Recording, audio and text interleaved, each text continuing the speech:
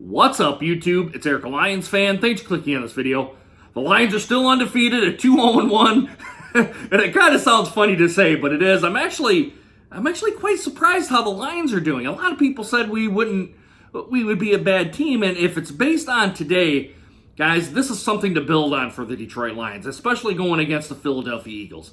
The Lions win 27-24. I'm pretty giddy about it, but before I get into this video, you guys kind of like my t-shirt here. It's kind of looks like it's Marilyn Monroe with a kind of a camo do-rag on it, and she's got kind of money down here on the very bottom, which I'm not going to show you that because my gut's kind of a little bit protruding here. I kind of gained some of my weight back if anybody kind of watched my weekend rambles. But anyway, if you guys kind of know what this represents, because I obviously don't know what it is, go ahead and put it down in the comments area, would you?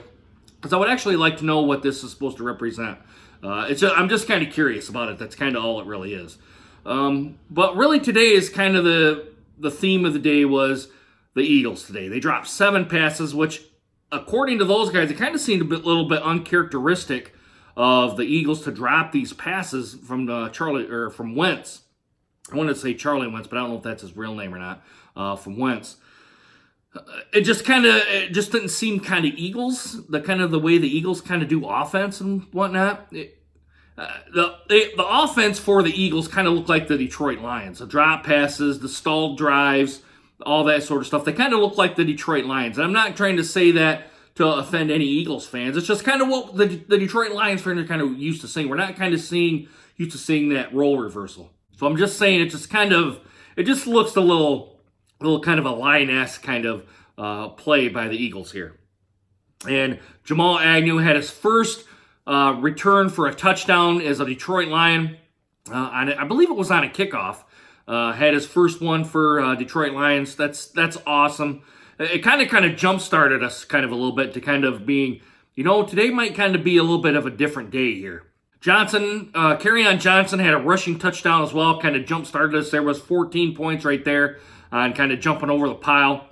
I thought he might have gotten injured there on his hip, back or on his hip there, but he ended up kind of getting up, not limping or anything like that. So that was kind of a good sign, and he kind of continued to play through the day there. So, and I don't really remember what they had for yardage and whatnot. I'll go ahead and I'll probably look it up here, and I'll go ahead and put the stats down below. Or if you guys kind of want to see that, I'll go ahead and put a link down below in the description area so you guys can actually see what Kerryon Johnson. I'm sure someone will probably look it up and go ahead and put it down in the comments. But I thought Kerryon Johnson had a pretty good day, pretty productive day. And a couple of injuries of note here. I've seen Darius Slay kind of look like he pulled a hamstring. I hope he's going to end up doing all right. Maybe it was just a slight hamstring kind of pull. And Jesse James kind of looked like he was kind of shook up there a little bit. Maybe something to do with his arm. I don't know that for a fact, but just kind of the way he was he wasn't kind of holding his arm there, but you knew kind of he was a little shook up there, kind of took that hit there. If there's one kind of negative thing that the Detroit Lions kind of really need to, at least in my opinion, kind of watching the game today, is that they kind of need to work on their red zone efficiency. I thought that there was times where the Lions really could have put their foot down there and kind of really put the game away, and it didn't kind of have to do kind of what we all watched on television here, which was, make your red zone appearances count when you're down there, when you're within the opponent's 20-yard line. Get down there. Either you have to run the ball or pass the ball, which I thought they really did a good job today of. I'm not trying to take away anything like that.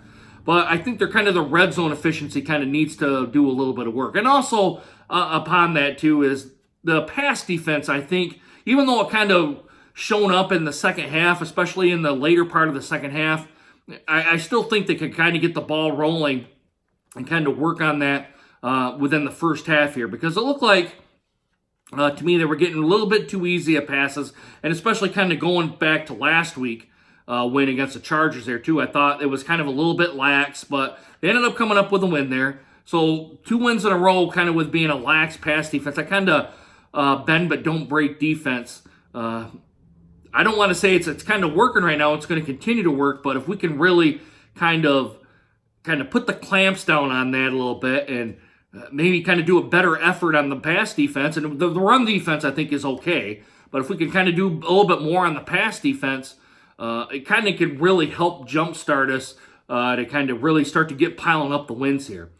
And the offense, I think, also has to do a better job of actually kind of sustaining drives here a little bit, because there was times the defense kind of looked a little tired, especially the front four there. Being out there, they were out there quite a bit. I wouldn't be surprised today if I looked at ESPN or what the box score was. I'm not saying ESPN because that's where I usually go for the box scores, but looking at the box score and seeing that Philadelphia probably had more time of possession today. And I kind of want to see that at least kind of even up, or even kind of going more towards the Detroit Lions side, to keep that defense rested and to kind of keep them fresh and whatnot. So I know they were looking at the time of possession there in the first half. The Eagles kind of had a pretty good advantage there on the time of possession there, and I'm pretty sure it probably transitioned over probably into the second half here as well. So if we could actually get that done and actually doing a better job of possessing the ball just a little bit more, it's just going to help the defense out more. And it probably is going to, like I said, it's probably going to just end up piling on those wins there. And I kind of want to talk about the officiating, especially kind of went at that 8-minute mark to 7-minute mark,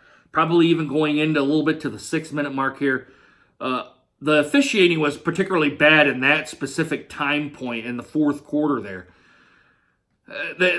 I don't know if it's just the officiating is kind of bad, or they're just seeing things that are just not there, but it's kind of a Detroit Lions kind of thing to be we seem to have to always to be competing against the referees as well as against the other team. This has been the fan base has said that for years, and it kind of cropped up its ugly head today on the television set when you were watching the game today. So as much as people say that that's kind of a cop-out, which it is, it's a cop-out just a little bit. I'm going to move this here just a little bit. For as much as people say that that's a cop-out, it's kind of the truth here too. That specific stretch there kind of left the Eagles, the stretcher, kept the Eagles' drive alive there. And regardless of penalties or not, you can't make those personal foul penalties. Now, the one there where the guy caught the ball and was kind of still in midair, and I think it was Davis kind of made that kind of tough tackle on. That was not that was not roughing, or what's the call there? Unnecessary roughness or unsportsmanlike conduct, or kind of whatever they called there. That was a perfectly valid play. It was a clean play too. And again, where is the referee? What the referee's mindset is there when he goes to that call, when he throws the flag and makes that call? Come on, guys. I'm sure it's prevalent all around the league, because I can't imagine Detroit's the only team that has this. But come on, man.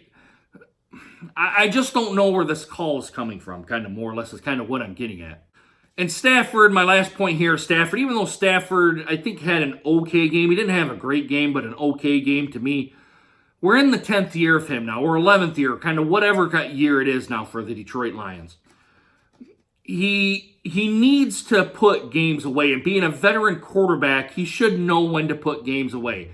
Look around the field, kind of not go always to his first option, which I don't think he necessarily does at times. I think he spreads the ball around okay. But there's times to where he needs to find the open receiver, or find the receiver that maybe have a mismatch or something like that, because there was times where at least I thought that Stafford could have just kind of floated the ball and put it in the receiver's hands, whether it was the running back, the fullback, or a wide receiver, kind of floated the ball in there, would have been a first down. Also, why doesn't Detroit ever run any slant plays to maybe get some yardage up to make it more manageable second down or third down? I mean, kind of keep the defense guessing a little bit on the slant plays. I mean, he doesn't have to cock back and rifle it 90 miles an hour to the wide receiver. But to get maybe a little slant pass to get you 3, 4, 5, 6 yards to make it manageable, maybe a 2nd and 4, or a 3rd and 4, a 3rd and 2, kind of something like that, to kind of make it a little bit more manageable and kind of keep the defense guessing, instead of being a 2nd and 10, 3rd and 10 kind of downs and all that. That's kind of something that I want to see improvement from Stafford on. Now, you guys know that I think Stafford is probably our guy, but I've criticized him from time to time here as well. But to make Stafford have that next jump in his progression, he needs to put teams away. And he hasn't done that yet all throughout his 10 or 11 season that he's been here. I think it's his 11th season now that he's been here.